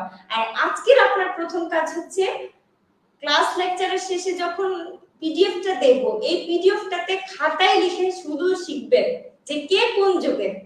আপনার ফান্ডামেন্টাল কাজ হচ্ছে এটা, কে কোন যুগের মুখস্থ করা। যেমন আমাদের এটা মুখস্থ হয়ে গেছে, আমরা বিসিএস দেওয়ার আগে আমরা জানতাম কাজী নজরুল ইসলাম আধুনিক যুগের, এটা তো আমাদের শিখতে হয় নাই। রবীন্দ্রনাথ আধুনিক যুগের, চর্যাপদ প্রাচীন যুগের, ঠিক আছে। তো এটা আমরা মোটামুটি জেনেছি, কারণ আমাদের সেই 6 থেকে আমরা বাংলা সাহিত্য পড়া হয়েছে। এখন আসেন ভিক্টোরিয়ানে আসি। ভিক্টোরিয়ানে হচ্ছে দুইজন দুইজন নোবেলিস্ট থেকে ঘুরে ফিরে আপনার প্রশ্ন পাবেন। একটা হচ্ছে চার্লস ডিকেন্স, আরেকজন হচ্ছে থমাস হার্ডি। ঠিক আছে, একজন হচ্ছে চার্লস ডিকেন্স, আরেকজন হচ্ছে কি থমাস হার্ডি। আর এইদিকে তিনজন হচ্ছে কবি। কবিটা আমি বলি টেনিসন, টেনিসন হচ্ছে একজন কবি, আরেকজন হচ্ছে ব্রাউনিং। ব্রাউনিং ওনার ওয়াইফও কিন্তু কবি, এলিজাবেথ ব্যারেট ব্রাউনিং, যিনি লিখছে how do I love thee. Tennyson, Browning আর হচ্ছে আর্নল্ড। তিনটা বোন, ব্রন্টি সিস্টার যাকে বলে, তিনজন বোন। এই ব্রন্টি সিস্টার, এমি ব্রন্টি, এমিলি ব্রন্টি, শার্লটি ব্রন্টি। এই ব্রন্টি সিস্টারের দুইজনকে আমরা পড়বো, ঠিক আছে, সামনে পড়বো। আরেকজন হচ্ছে ছেলেদের নামে কি করতো, বই বের করতো, মেরি অ্যান ইভান্স, যার সাহিত্যিক নাম হচ্ছে জর্জ ইলিয়ট। আসলে এটার কারণ কি জানেন? এটার কারণ হচ্ছে সেই যুগে মেয়েদের লেখা কেউ পড়বে না, স্টিল নাও মেয়েরা কিন্তু এখনো কি এক্সপ্লয়েটেড, সেই যুগে আরো বেশি ছিল। যার কারণে মেরি অ্যান ইভান্স চিন্তা করছে আমি যদি আমার নামে বইটা বের করি বইটা কম বিক্রি হবে, ভাববে মেয়ে আবার কি লিখে। সেই জন্য সে কি করলো, জর্জ ইলিয়ট ছদ্মনামে নিজেকে প্রকাশ করলো। মানে জর্জ ইলিয়ট ছেলের নাম মনে হচ্ছে না, আসলে তো এটা ছেলের নাম, কিন্তু আসলে তিনি ছিলেন একজন মেয়ে কি লেখক বা নোবেলিস্ট। আর এই যুগটাকে বলা হয় এজ অফ নোবেল। ক্লিয়ার? একটু পড়ে দেখে নেন, তারপর মডার্ন পিরিয়ড লিখে কিন্তু আমরা রিপিট টেস্টে চলে যাব। আপনারা কিন্তু ধৈর্য ধরে অনেক ছিলেন, 87 জন অলরেডি আছেন, 1 ঘন্টার পরেও আমরা কিন্তু মডার্ন পিরিয়ডে চলে যাচ্ছি।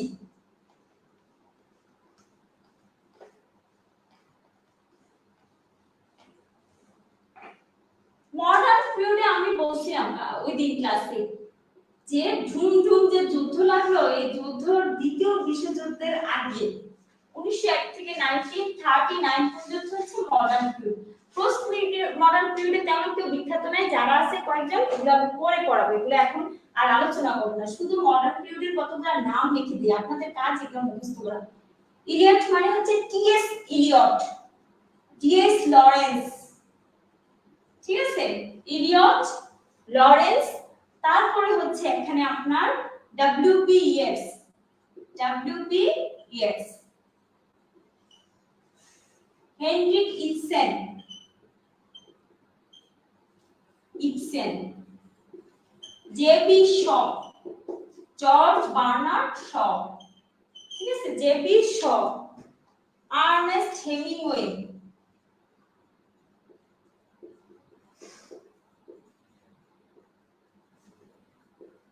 ভার্জিনিয়া উলফ, ঠিক আছে, ভার্জিনিয়া উলফ।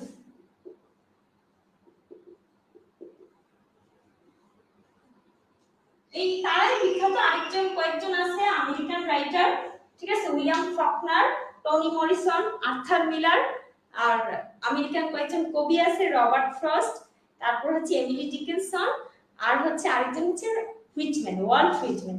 এগুলা পড়লেই চলবে, ঠিক আছে, আপনারা এগুলা বেশি গুরুত্বপূর্ণ, তাই এগুলা আগে বোর্ডে লিখেছি, আর ওগুলা তো শিটে পাবেনই। এডওয়ার্ড এবং জর্জের নাম, এডওয়ার্ড এবং জর্জের নাম বুঝিলেন?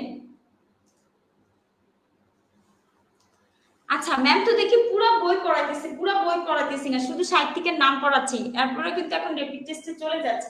একটু রিভিউ দেন আমার সাথে, একটু বলেন মডার্ন পিরিয়ডে বিখ্যাত যারা, তারা হচ্ছে TS Eliot, TH Lawrence, WP Yeats, George Bernard Shaw, Henrik Ibsen, Ernest Hemingway, আর হচ্ছে ভার্জিনিয়া উলফ। ক্লিয়ার? এতটুকু তো ক্লিয়ার। ক্লাসটাকে আর দীর্ঘায়িত করব না, অলরেডি 1 ঘন্টা 12 মিনিট হয়ে গেছে। আমরা এখন রেপিড টেস্টে চলে যাই, দেখি আপনাদের কতটুকু মনে আছে, আর মনে না থাকলে আমি সাহায্য করব, কোনো সমস্যা নেই।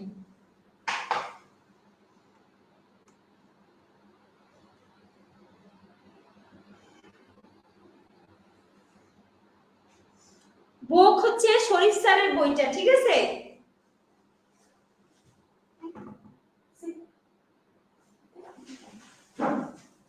শরীফ স্যারের বইটা পড়বেন।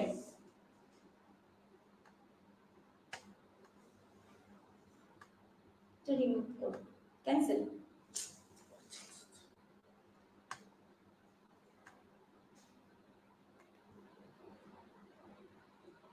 শরীফ স্যারের যে বইটা সেই বইটা সব পড়বেন না, বোল্ড লেটার গুলো পড়বেন। আর হচ্ছে আপনার কাজ হচ্ছে বিগত বছরের প্রশ্নগুলো আগে শেষ করবেন। প্রথম কাজ বিগত বছরের কাজ আগে শেষ করা।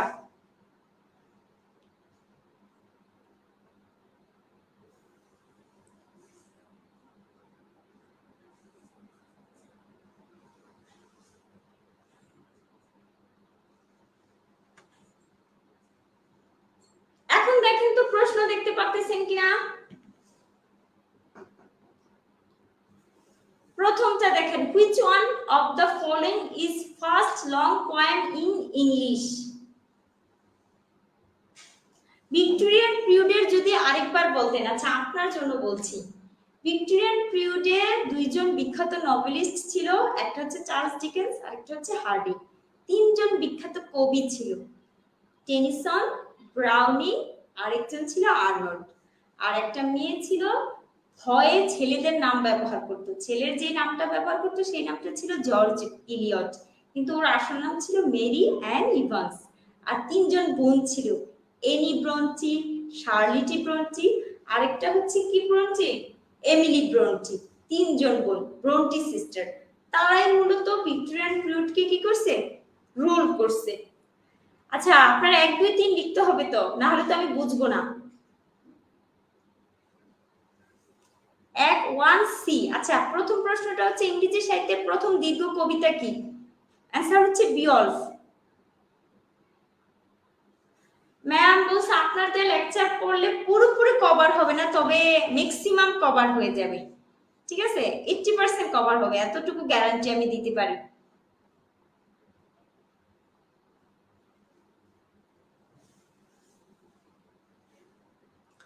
দুই নাম্বার লিখছেন অ্যাংলো সেকশন, 2 নাম্বার আনসার দেন। 3 নাম্বার 14th সেঞ্চুরি। এই তো আপনারা তো পারতেছেন।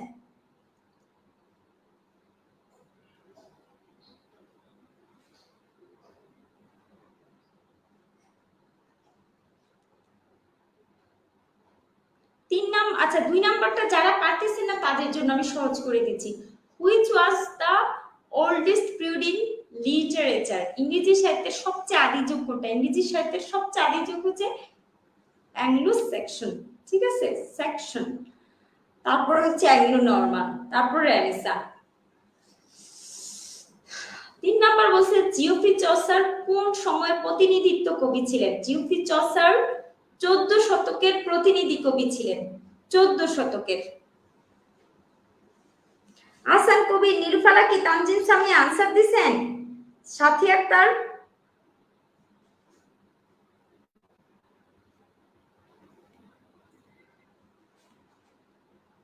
সবাই তো আনসার দিচ্ছেন না, আমি সবার আনসার দেখছি না।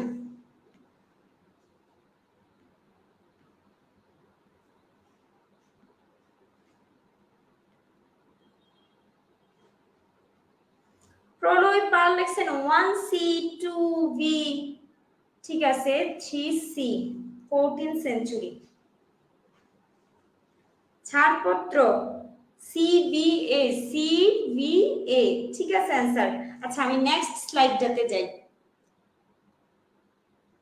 নেক্সট স্লাইডটাতে দেখেন কি লিখছি, who translated the New Testament?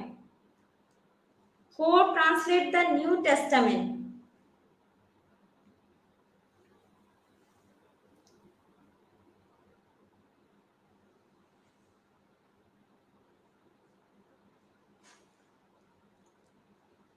Who translate the New Testament মানে বাইবেলকে ট্রান্সলেট করছে, বাইবেলকে ট্রান্সলেট করছে এটা বলছে।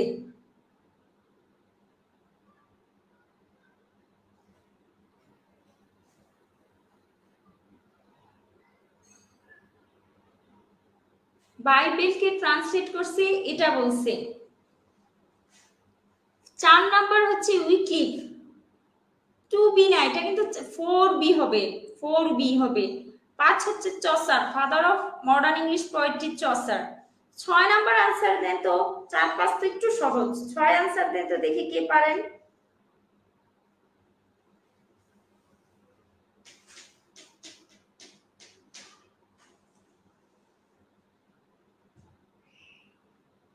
6 আনসার দিন, 4-5 ম্যাক্সিমামের হয়েছে, ঠিক আছে।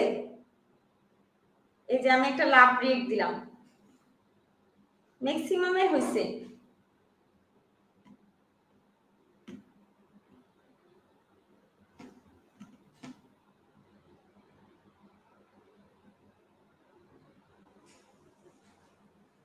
ছয় নাম্বার বলেন, the Canterbury Tales is as alive and dash today as it was nearly 600 years ago. 600 বছর আগেও যেটা জীবন্ত ছিল এবং আবেদনময় ছিল, এখনো সেটা এমন আছে। সেটা হচ্ছে কি ক্যান্টারবারি টেলস। ফ্রুটফুল হচ্ছে কার্যকর, এখানে কোনো কার্যকর কথা বলে নাই। রিপিলিংও হবে না, অ্যাপেলিং হবে। মানে অ্যাপেলিং হচ্ছে আবেদনময়, মানে যেটা এখনো আপনাকে টানে, আপনাকে এখনো যেটা টানে, মানে যেটা এখনো দৃষ্টিগ্রাহক, যেটা এখনো কি দৃষ্টিগ্রাহক। 6টা একটু ভেঙে দিন। আচ্ছা বুঝাই দেব, আমি বুঝাই দিচ্ছি। দেখেন ক্যান্টারবারি টেলসে এখানে অ্যালাইভ বলছে, যেহেতু আপনাকে আরেকটা অ্যাডজেক্টিভ আনতে হবে, কারণ অ্যান্ড দিয়ে যুক্ত করছে, তো তিনটাই কিন্তু এখানে অ্যাডজেক্টিভ। অ্যাপিলিং ও ফ্রুটফুল ও রিপিলিং। এখন কথা হলো কোনটা আপনার বাক্যর সাথে মিলছে।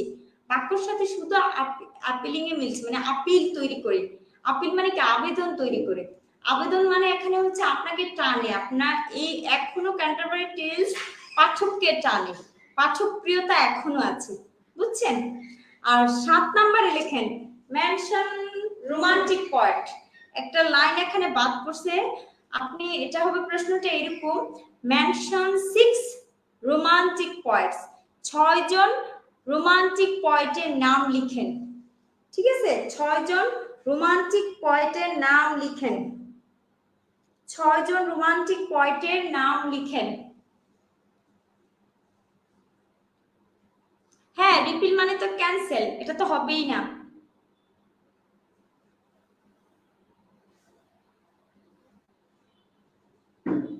রিপিল মানে বাতিল করা আর কি, আমরা যেটাকে বলি।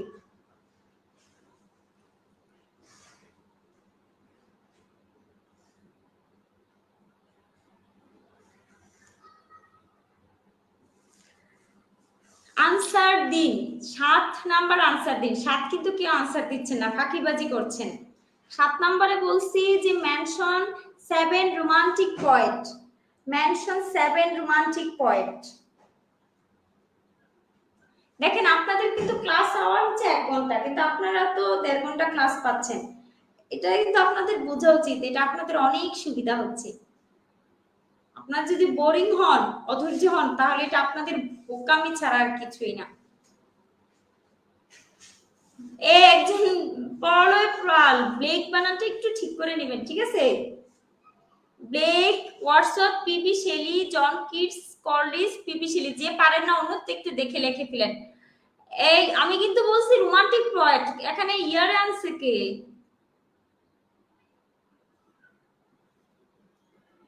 Wordsworth, Byron Shelley, William Blake, Wordsworth, John Keats, Samuel Taylor Coleridge, PB Shelley. Good. Austen না, অস্টিন কবি না, নভেলিস্ট। অস্টিন কবি না, অস্টিন হচ্ছে নভেলিস্ট, এন্টি রোমান্টিক নভেলিস্ট। শুধু রোমান্টিক না, সে এন্টি রোমান্টিক। তারা জন অস্টিন বাস্তববাদী ছিলেন, আর যারা বাস্তববাদী তারা কখনোই রোমান্টিক হতে পারে না। রোমান্টিক হতে হলে আপনাকে কাল্পনিক হতে হবে, ঠিক আছে। রোমান্টিক হতে হলে আপনাকে কাল্পনিক হতে হবে।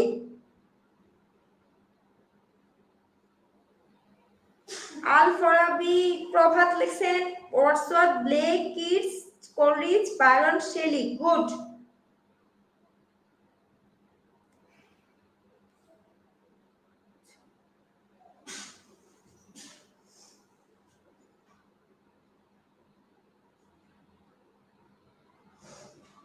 তাহলে আজকের মতো ক্লাস এতটুকুই। 8:23 বেজে গেছে, 1.5 ঘন্টা হয়ে যাইতেছে, ঠিক আছে। যারা আনসার দিয়েছেন তাদেরকে অসংখ্য ধন্যবাদ। উইলিয়াম ব্লেক চিত্রশিল্পীও ছিল, পয়েন্টও ছিল। তাহলে William Blake both poet and painter, both poet and painter. ইংরেজি সাহিত্যের রোমান্টিক যুগে তিনি পয়েন্টও ছিলেন, পেইন্টারও ছিলেন, ঠিক আছে। হ্যাজলিট, মাইক দিমু। হ্যাজলিট হচ্ছে কি জানেন? হ্যাজলিট হচ্ছে প্রাবন্ধিক রচনা যিনি লিখেন, অ্যাজিস্ট। হ্যাজলিট হবে না। যিনি হ্যাজলিট লিখছেন একটু কারেকশন করে নেন। নূরে আলম, হ্যাজলিট হবে না। হ্যাজলিট বলছিলাম প্রাবন্ধিক, হ্যাজলিট আর চার্লস ল্যাম্ব, প্রাবন্ধিক বলছিলাম।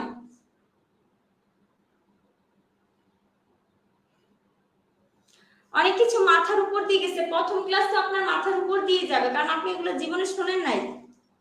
ঠিক আছে, আস্তে আস্তে যখন 20টা ক্লাস করার পর, লেকচারগুলো পড়ার পর আপনার 80% পড়া কভার হবে, এতটুকু গ্যারান্টি আমি দিতে পারি। আচ্ছা, সবাই ভালো থাকেন, সবার জন্য শুভকামনা। একটু পরে ধরেন 1 ঘন্টা লাগবে আপনাদের লেকচার শিটটা দেওয়ার ক্ষেত্রে। আপনারা এই লেকচার শিটটা যখন পাবেন তখন আরো ক্লিয়ার হবেন। আর আজকে আপনাদের বাড়ির কাজ SW হচ্ছে,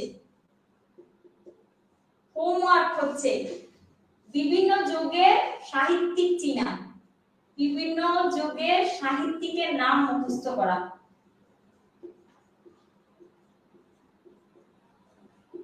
নাম মুখস্থ করা, বিভিন্ন যুগের সাহিত্যিকের নাম মুখস্থ করা, এটা হচ্ছে আমাদের SW। কালকে ক্লাস আমরা পড়ব পিরিয়ডস, যারা দেখছেন তারা আবার দেখবেন, তাহলে আরো ক্লিয়ার হয়ে যাবেন। মেটাফিজিক্যাল পয়েন্টস, ক্যাবিলিয়ার পয়েন্ট আর ইউনিভার্সিটি উইডস।